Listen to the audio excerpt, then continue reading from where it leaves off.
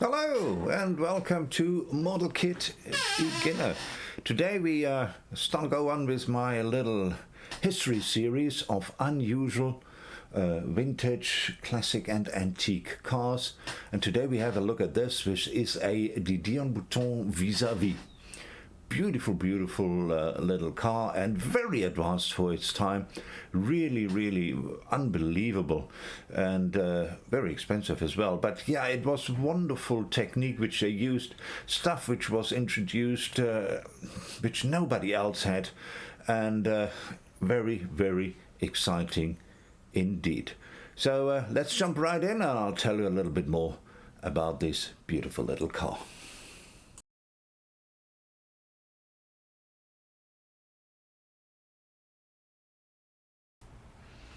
So here we are, let's get into the weeds. As mentioned in my first video, and I will mention it in all the videos I suppose, this is coming from Oldtimer Hersteller Modelle Technik. This is where I got my inspiration from. Flipping through this book I said let's do a little history section here on Model Kit Beginner about the cars in here. Last time I did a German car, which nobody knew about, and this time we have a French car.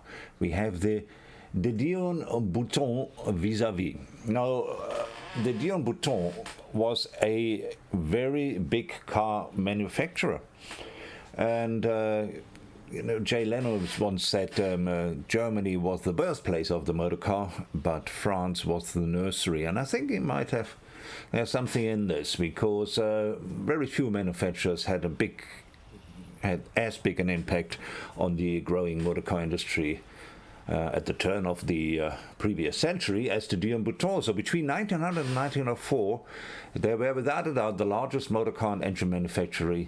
And that means they were selling around 40,000 engines, which people put in all kinds of vehicles, and 3,000 cars. Engines were very high revving, which obviously was loved by everybody, made for fast cars. The suspension design was revolutionary. We'll have a closer look at that in a little bit. And as mentioned, other manufacturers, they used these engines and ideas in their own cars. Obviously, as it always is, you steal with the eyes. Now this is the little vis-a-vis. It had a 698cc single-cylinder engine. It had 6 horsepowers. It weighed around about 340 kilograms. It had a leather frame. The body was made out of wood. It was produced between 1899 and 1904, and it went up to nearly 50 kilometers an hour, or 30 miles an hour. And looking at the streets in those days, that was quite some speed, especially on those tires.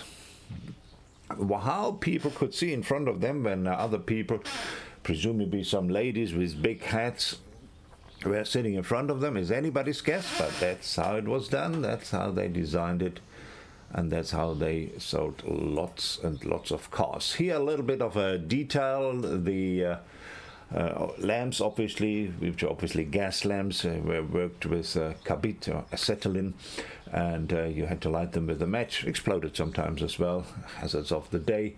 Here you see the passenger room, the steering column. It was a multifunctional column if you want, so we'll get to that in a minute. And then obviously the rear axle and suspension, which was revolutionary indeed. And what happened here is that the most reliable way of getting power from one part to the other in those days were chains. Metallurgy wasn't as great, the gears weren't as precise, so chains was the best way to do this. Very flexible, you could replace them very easily, so chains were used.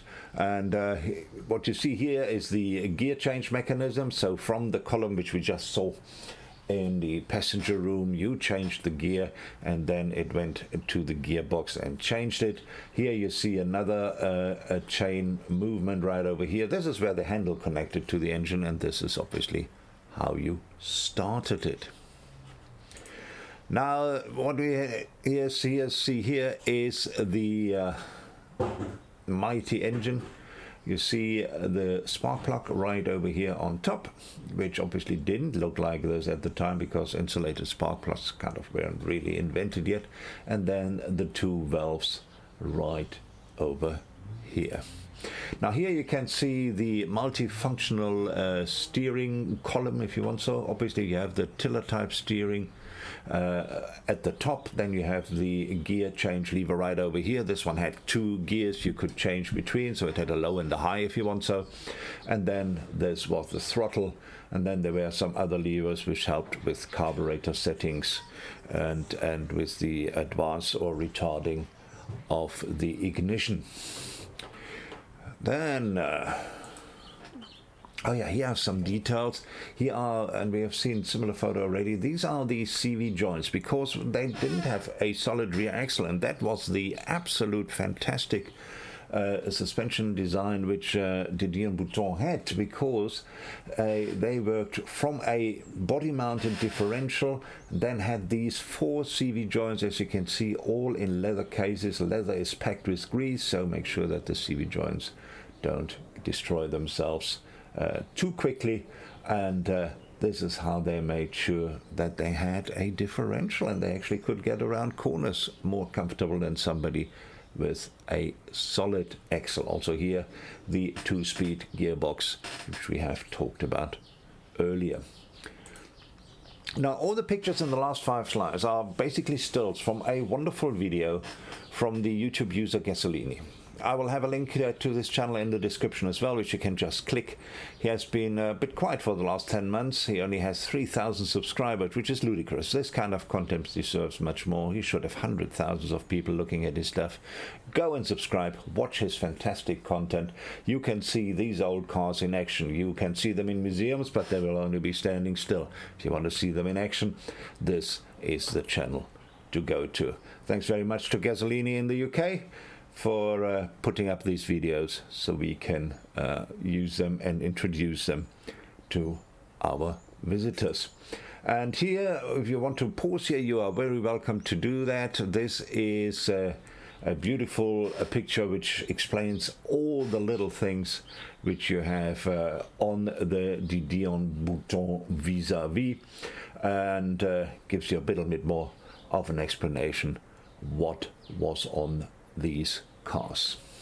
Right, let's go back upstairs and I'll see you there.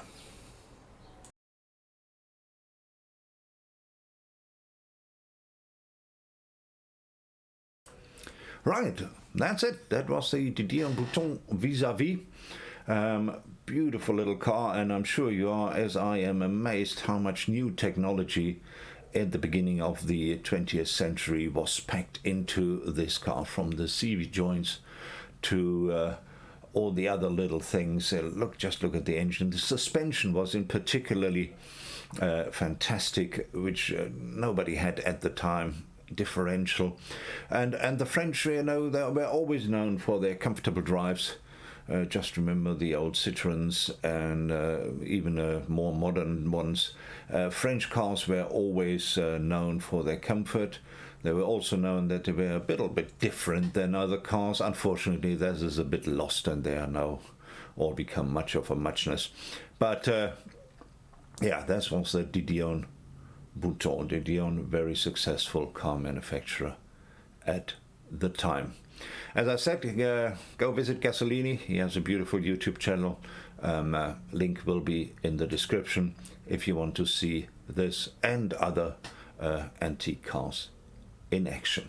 Thanks very much for popping in. Hope you enjoyed that, and greetings from Cape Town. Cheers.